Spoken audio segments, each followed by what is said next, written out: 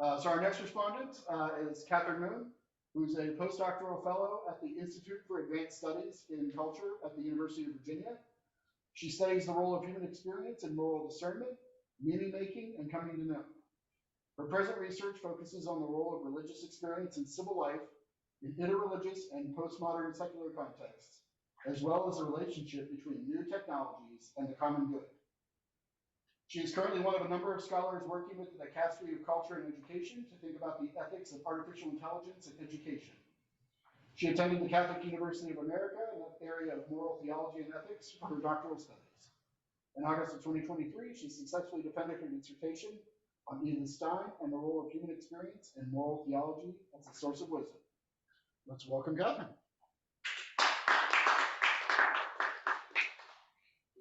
Thank you all. Sorry, you can still hear me. Okay. Thank you all so much. I wish I could be with you all in person, but I'm so grateful to at least be a part of this in a virtual capacity. Thank you so much to Professor Green for such a broad and wonderfully detailed talk on the current landscape of AI technologies and what a good ethical response to this landscape might look like from a Catholic theological perspective. So over the course of his talk, Brian made the very interesting point that being provoked itself has no intrinsically moral evaluation to it. We can be provoked by good, neutral, bad, mixed, or ambiguous things. These provocations and responses are more of a multidimensional spectrum, and this confusion offers us much room for interpretation and conversation. So for my response, I wanted to further this conversation and offer a bit of interpretation. So rather than narrowing in on any particular technology or sphere in which these technologies are being employed, I'll instead take this opportunity to hone in on the use and meaning of provocation, because I think that might be a kind of fruitful departure. So Brian began his talk with the words, "Life is a provocation." Directly following this, we heard, "It demands we respond." It seems right to me, and really onto something very important, to say that in my very living, I'm provoked. But why does life provoke us? Why does social life provoke us? Why does technology provoke us? What does it even mean to be provoked, and why does provocation demand a response? Do all provocations demand a response? So how do we begin to kind of sort through these questions? So anyone who knows me knows that when I come across a difficult term, the place I love to start is in etymology, to work through these kind of latent or potentially no longer operative meanings that are embedded in the word in order to help distill and grasp the concept better. So the word provoke comes from the Latin vocare, meaning to call, and from the Latin word pro, meaning forth or towards. So literally, to provoke means to call forth or to call out to. And then when put together, pro and vocare, provocare in Latin means to challenge. So if we begin with these etymological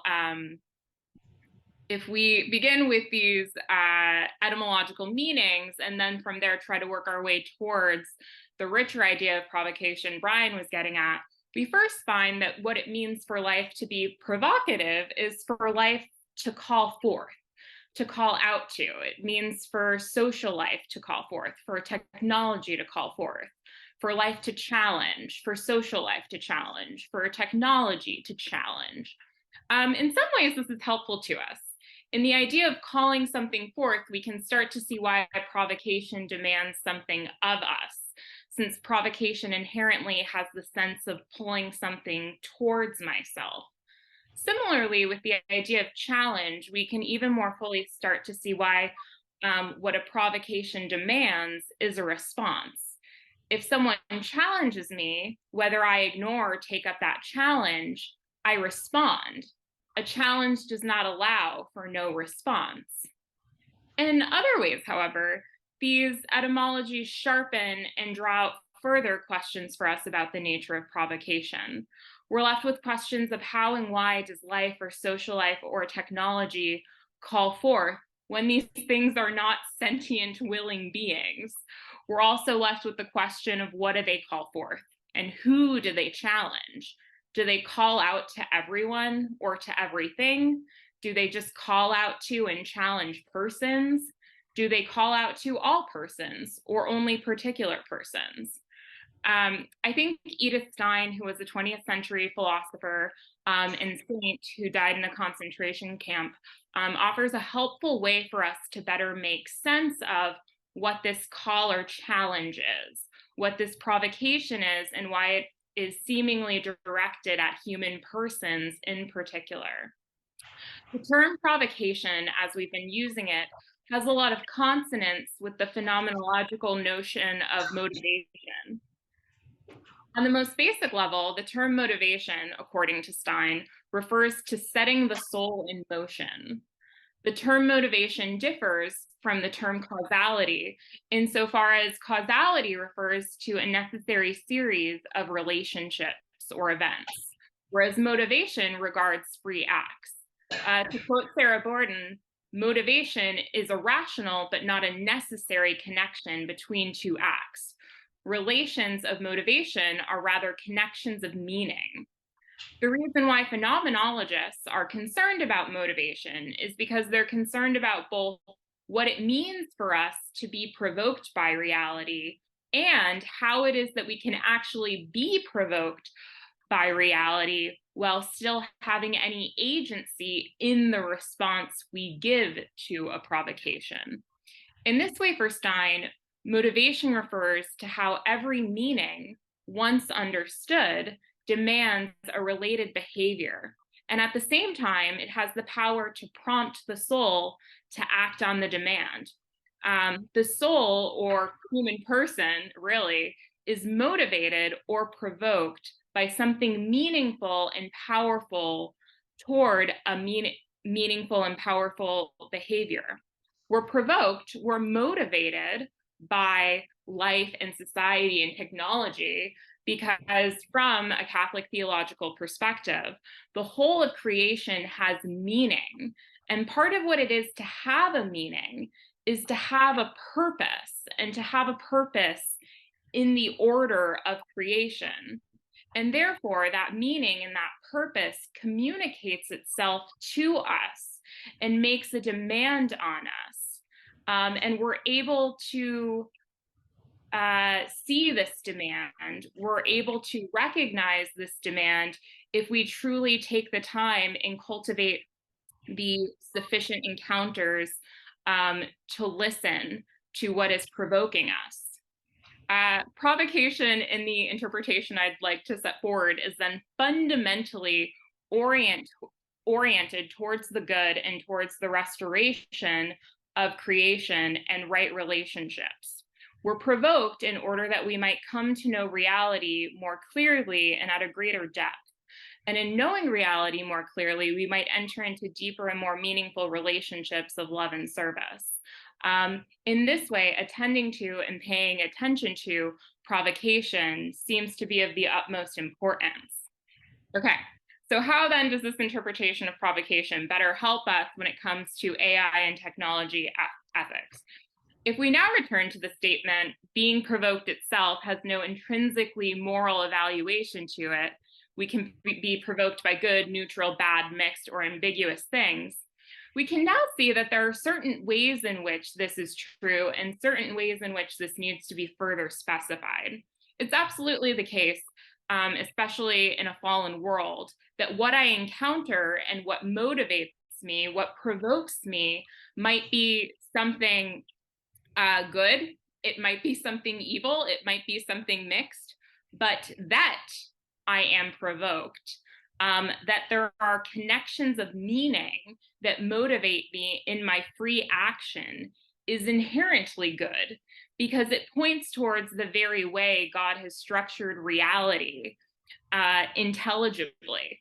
And it points to the way God has structured reality such that all beings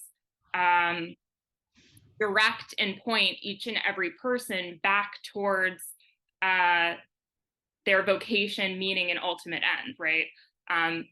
With the understanding that all of these things in their being and meaning are connected and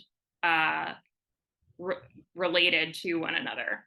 So this is where encountering evil, encountering suffering, right? Being provoked by things that are bad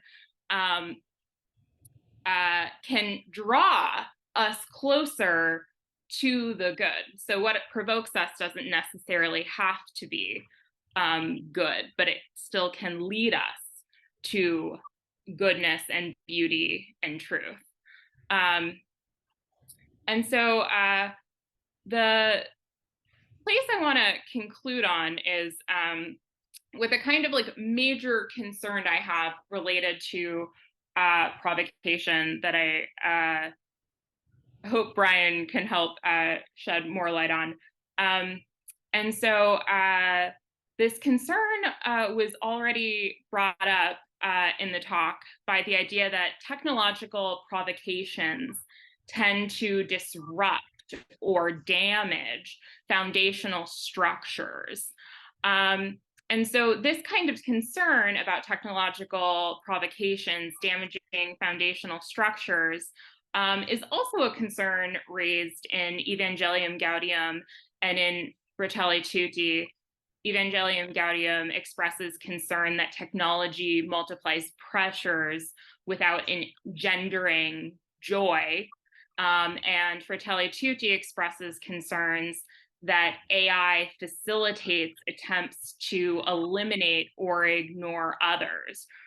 So a kind of current concern I have related to provocation, AI technologies, and the common good and the flourishing of the person is that AI technologies seem to turbocharge the technocratic paradigm, distracting us from earnestly and authentically engaging with people and the world around us. I worry that what is unique, or at least if not unique, more potent than we've seen before in our broken world, is that these emerging AI technological provocations are distorting or severing or cutting connections of meaning or ways for human persons to grasp connections of meaning in ways that profoundly harm our individual and communal capacities to recognize what is true and good and beautiful. And so what I guess I'll end with the questions of how concerned should we be about the ways in which these technologies are harming our ability to be provoked in the right ways, in the ways that orient us towards reality and what's true, and sort of what can be done to mitigate some of these issues. Thank you so much. One of the things that I picked up was the idea that we need to listen to be provoked, and I think you're exactly right, because there's also a lot of things in today's culture that are not promoting the idea of listening. It's very much turning into I'm going to speak and everyone's going to listen to me, and yet if everyone says listen to me, listen to me, listen to me, then no one can actually listen to anyone else. And furthermore, if there are natural things that are asking for our attention, we're less likely to listen to them because they're up against the cacophony of noise that is presenting itself. I also really appreciated what you said about that the fact that I am provoked is actually inherently good. That's interesting to me, and the reason it's interesting, I mean, is because you're right. It points to something. It gives us an opportunity to engage with reality in a formal and ultimately very real way to recognize the situation that we're in. Because every time a provocation happens, we have to all of a sudden look at the context around us. So, for example, using Braden as an example, The purpose of the meeting here is to talk about these subjects. And if we're going to maintain that purpose, then we have to make sure that the technology is working properly in order to make that happen. And so the whole context around that, the context of the technology, how it operates, the reason that we're here sitting in the room, and the topic, which we're ultimately talking about, is all the context for making these things happen. Let's see. Oh, the disruption idea that you mentioned also. You're right. Things are not necessarily always disruptive. Or technology is not necessarily disruptive. So maybe what it is it forces us to react, though, and we don't always react in the right way. Maybe that is what I should have been getting at there. Which is, so for example, I can look at medical technology, and I don't think any of us would like to say, you know what, the last 20 years of medical technology has been really disruptive. Let's get rid of it and go back to the way things were before. Instead, what we need to do is that these new medical technologies come out, and they give us an opportunity to do something even better than the way we were doing it before. So they present that opportunity, and that requires us to react to it in order to change things, to integrate the change that has been presented to us. So yeah, overall, I'm very appreciative of what you just said. Thank you very much, because now I need to take a look at all the words that I use to make sure that I'm actually using them correctly. So thank you for that. Absolutely. Is there time to talk a little bit more? Yeah, we still got 10 minutes before the next break. Okay, so let's open it up then. Thoughts from folks. Ted. I was taken by Akron's illustration of saying thank you to the robot who turned the lights on, and then people wanted to say, why would you say thank you to a non-person? And a number of thoughts came into my mind. Well, first of all, the technology provoked this conversation you had with your colleagues, and it was over whether technology should be treated personally or impersonally. And I was thinking about little girls getting dolls. Dolls are not very technological, but boy, do they treat them personally. And I had a boy and a girl about the same age I was raising.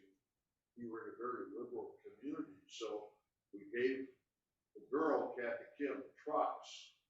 We gave the boy, Paul, dolls, because we didn't want them to be gender specific. Well, they immediately traded.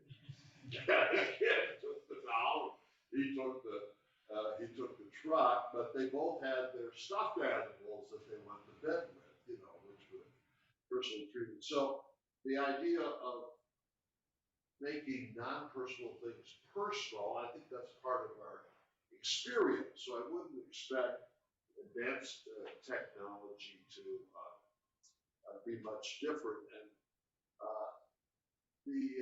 Brian, you mentioned AGI, artificial general intelligence, and somebody, lots of people, want to do it. They want to create AGI. Why?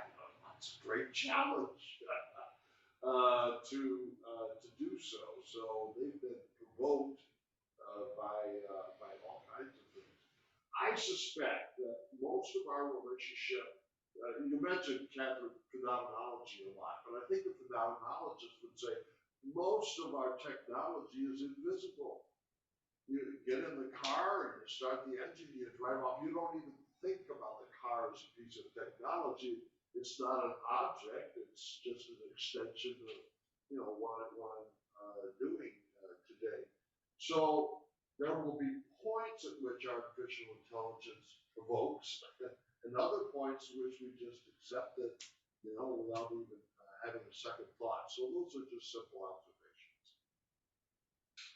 Yeah, that's really helpful. You're exactly right. When I drove here, I wasn't considering how provocative my car was. And the fact that I'm using a pen to write with, this doesn't seem like a clear provocation in some ways. I guess maybe this gets into more of the question of repeatification and the fact that we don't have enough time to think about things anymore, because I'm sure when the first person started writing with the stick, a all the other people around and said, "What are you doing, you stupid nerd," or something like that. And so, of course, Plato found this to be provocative. He found the idea of writing to be not a good idea. He didn't think that this was necessarily good for the way humans could think and that kind of stuff. But we don't consider that anymore. We seem to have incorporated that. We seem to have incorporated technology into our culture in such a way that we don't find there to be a problem anymore. I think that what new technologies do is that because they open up such a vast range of opportunities, and we have to select which among those we're going to choose, that it takes a certain amount of time to sort through the pieces and figure out which one or which paths, could be multiple paths, which we're going to actually decide upon. And the fact that technology is coming at us so fast now, it's starting to turn into this. Once again, there's too much to sort through at once. And so this might be what's causing a little bit of chaos. But I don't know. Do you have thoughts on that?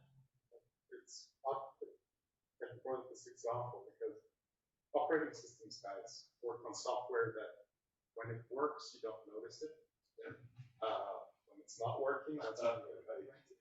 But so at parties, when somebody asks, "What do you do?" If I'm doing it right, you don't know what I do, right? There was an episode of Futurama where the robot Bender was floating in space and accidentally became a god to a little civilization that landed on his body. And we had this really deep conversation about doing the right thing and what should he have done. And the punchline was, if you're doing it right, it seems as if you've done nothing at all. So the confluence of those two, it's very flattering to my ego to think of that in those terms. But the way you mentioned it, though, also relates to, if there's no squeaky wheel, why should we notice it? If it's working right and reflecting what we want, generally making people happy, I'm glad my car starts up more reliably today than it did 50 years ago. But it's not squeaking, so I won't be going from happy to that. Yeah, very interesting. Catherine, did you have thoughts? Yeah, just sort of one thought. So sticking with the car example, so not totally an AI example, but I was driving through the mountains of Pennsylvania 2 days ago. And as I was driving, I realized I had been driving for 2 hours and not realized I was driving through mountains. Like, it didn't mentally register to me at all that I was in this like beautiful, majestic landscape, and I didn't take any time to really appreciate that. And the moment I realized that, I was like, that's kind of a profound moral failure on my part, that I wasn't even that attentive to my surroundings that surrounded me for quite a long time. It was a long drive.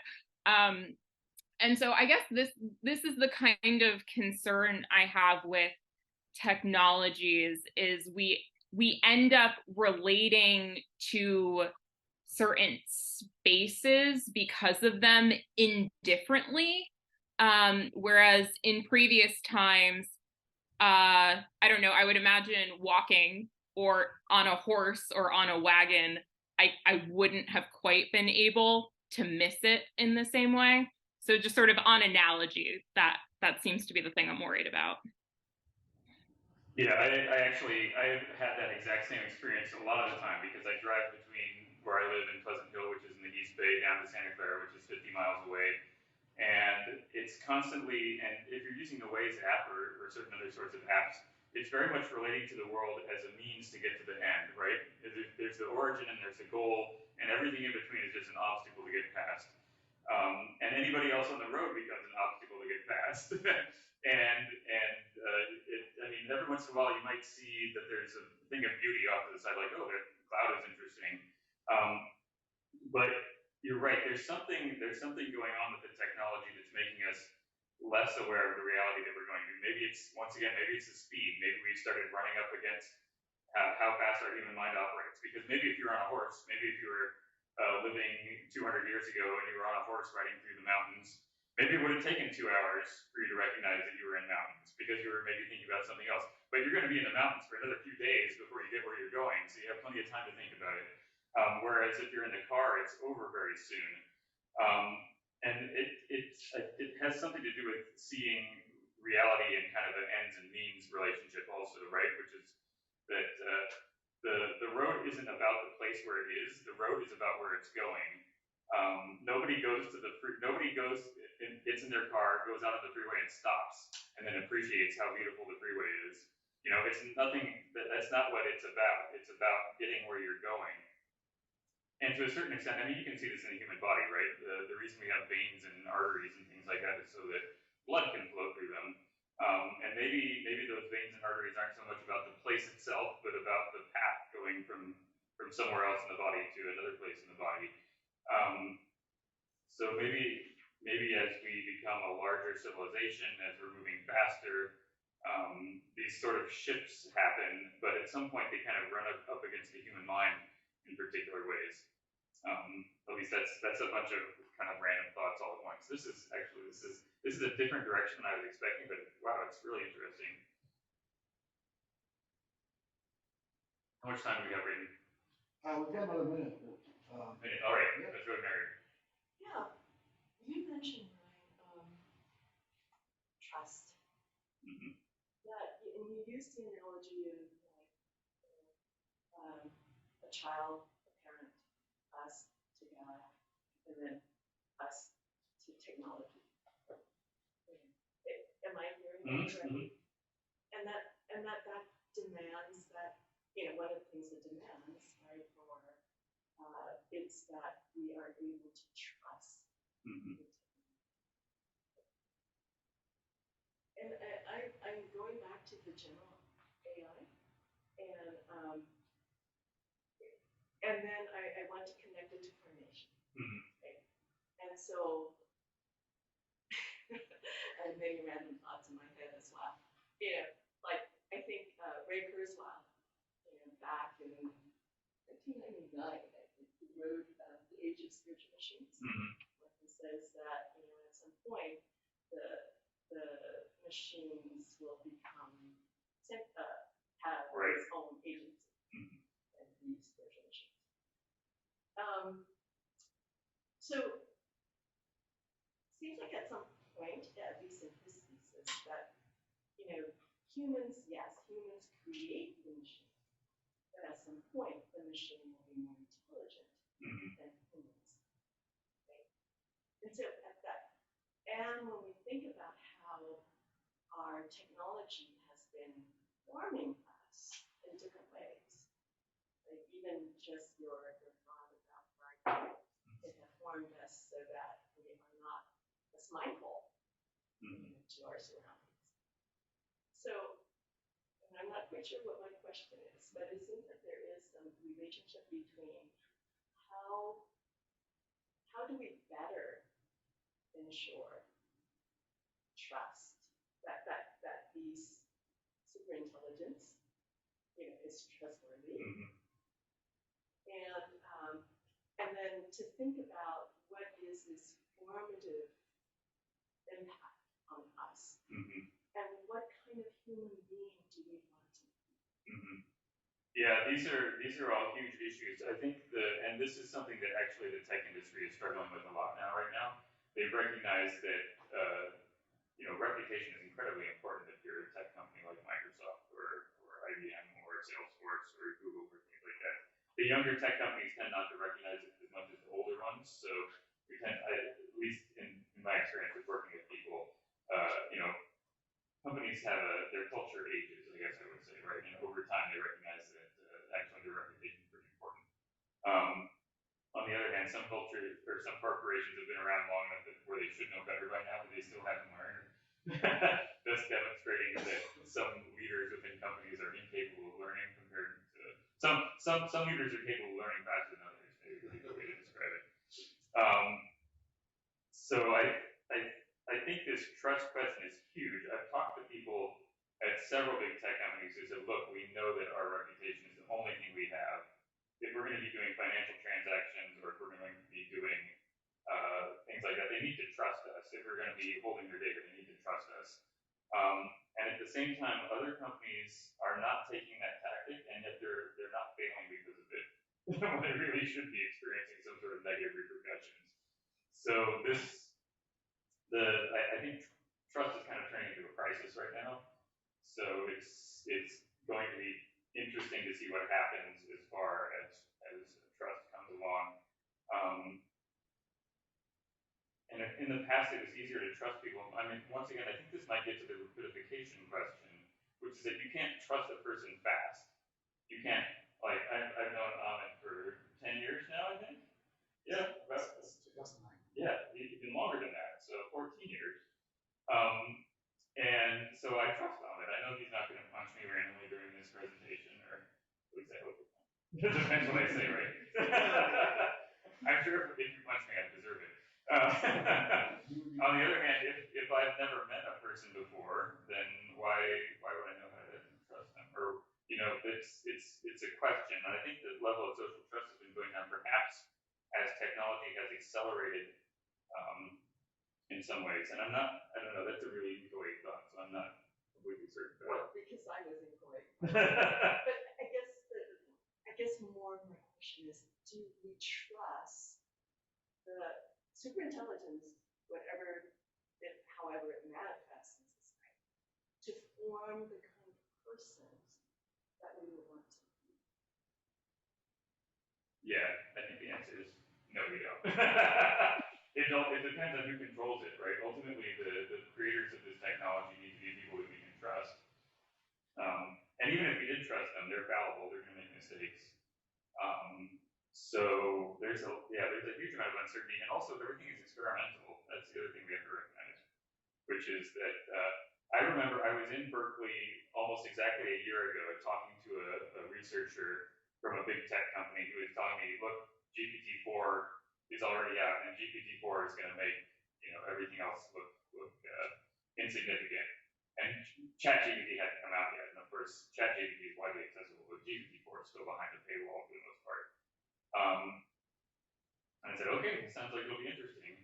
I still haven't done that much interaction with GPT-4, but I've heard that ChatGPT has changed over time, which is interesting, that it's actually become less reliable, and it's kind of, as it's getting more and more human feedback, it's actually becoming a worse product, which is kind of interesting also.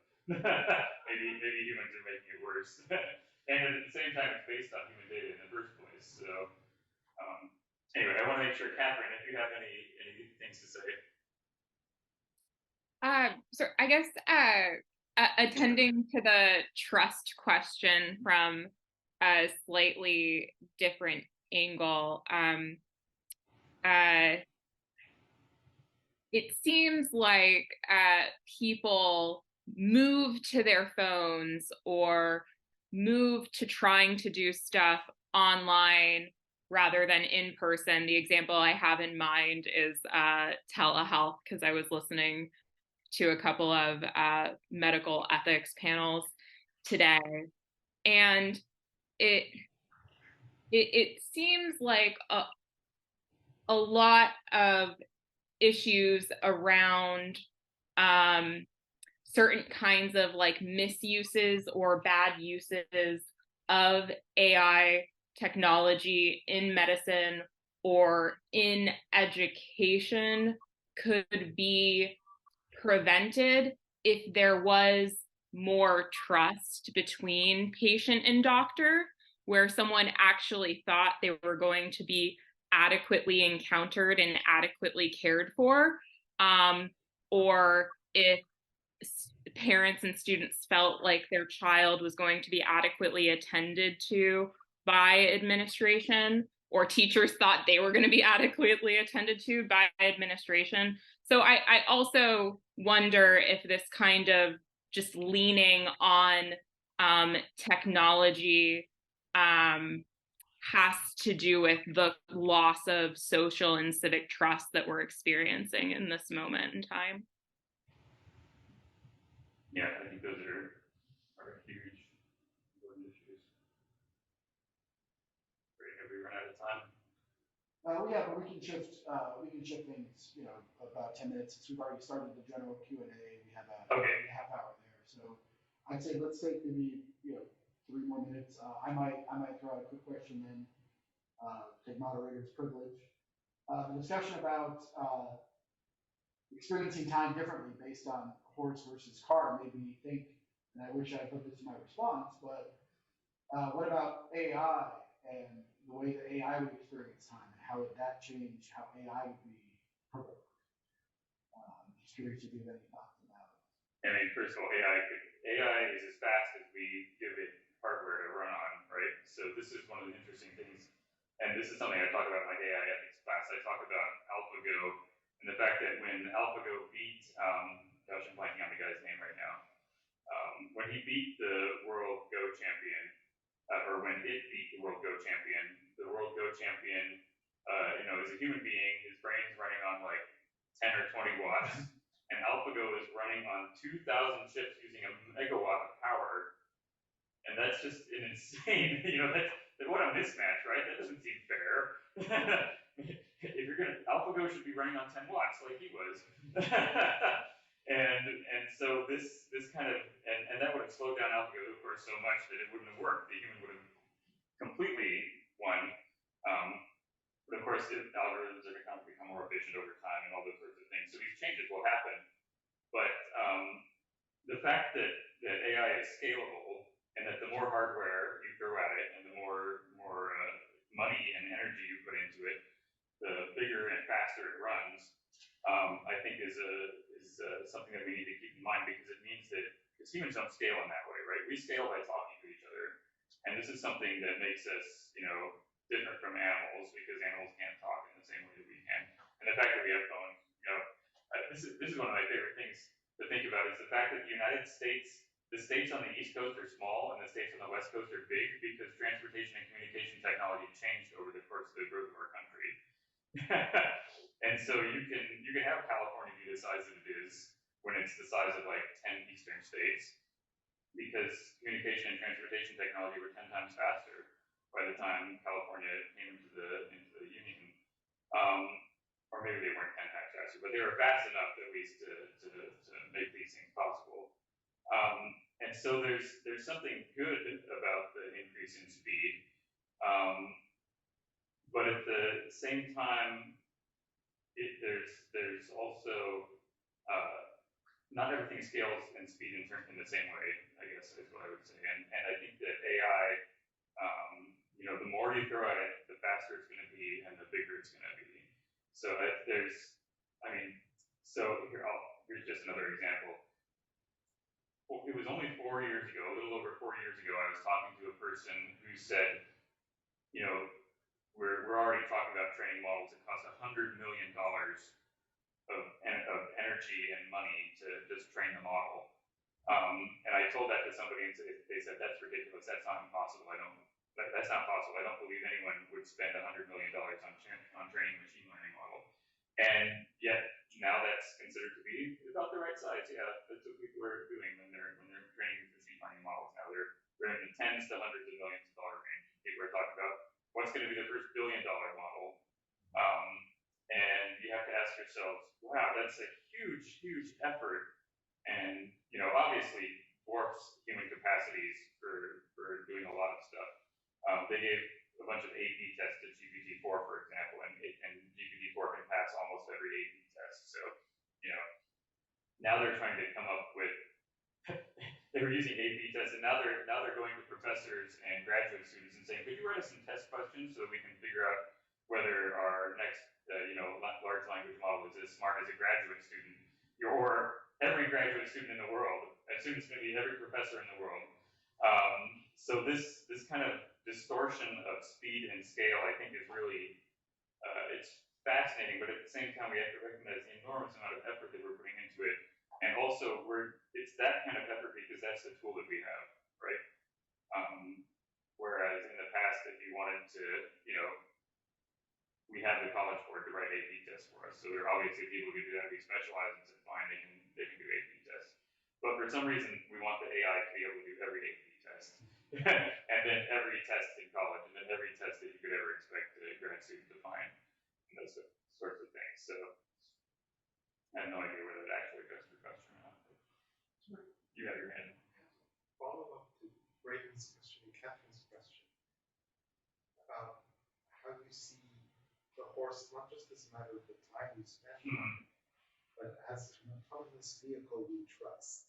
Yes. Because it will drive you home if you can't, can't get there on your own for some reason. So my question is, how much of it is the nature of the tech and what we use and trust ourselves on? I imagine somebody clinging for dear life on a horse that's approaching highway speeds. Yes. Versus it ambling along is very different. Yeah. But at the same time, the fact that you can take your hands off the reins, perhaps, and look around is different. Is that qualitatively different than being able to take your hands off the wheel? Yeah. I like that. I don't know how much I trust horses. Every horse I've been on has always been a little like, sure about this one. Okay, let's push everything